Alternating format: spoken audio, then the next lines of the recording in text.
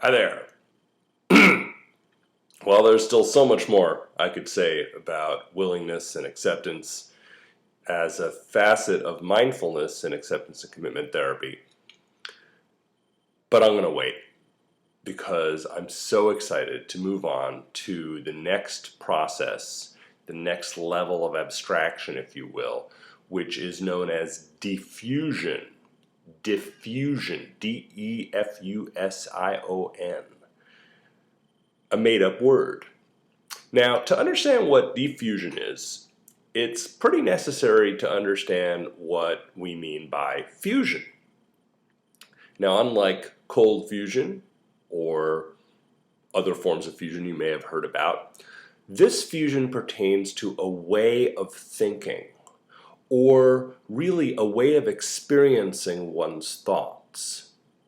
And it's not pathological, it's not abnormal. It is, in a sense, the air we breathe. It's like a fish swimming in water. We swim in fusion.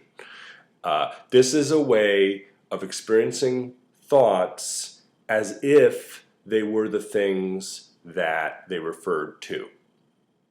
All right, that's a little heady, so let me unpack that a little bit. So for instance, here is a glass, okay? Now, this glass has certain properties, which you can see. It's very glass-like in many ways. But when I say the word glass, even without a glass present, some version of that glass pops into your mind usually. Now, if someone says, gosh, I'd love a glass of water, you probably imagine water or a glass. You might even notice that you're thirsty. You might notice imaginary sense impressions of what it's like to take a sip from a glass of water and the coolness of the water on your tongue and the hardness of the glass against your lip. Now, while I'm talking, there's no glass present and there's no water present. Okay, that's a little different from when I actually hold up a glass and you can see all its glassiness right here and now.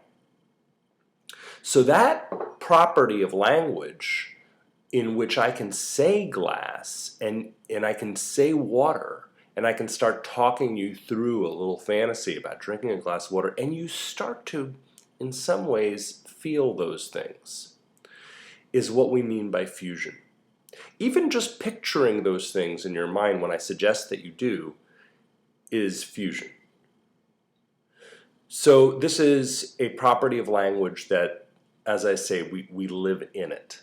Now that said, what if the thought wasn't something simple and innocuous like glass of water? What if the thought was, I am a loser, or I suck at making videos, or I am not likely to ever find a spouse in my whole life? And let's say we had that thought repeatedly for some reason, as some folks do. Now, I've had thoughts like that repeatedly in my past and even present. So what about that? Now, those things aren't present either, but they affect us. Those thoughts affect us. They have certain impact on our internal experience, and they can have a certain impact on our actual behavior, the choices we make, if we take the thoughts seriously. So, defusion would be not taking the thoughts seriously. Fusion would be taking them seriously.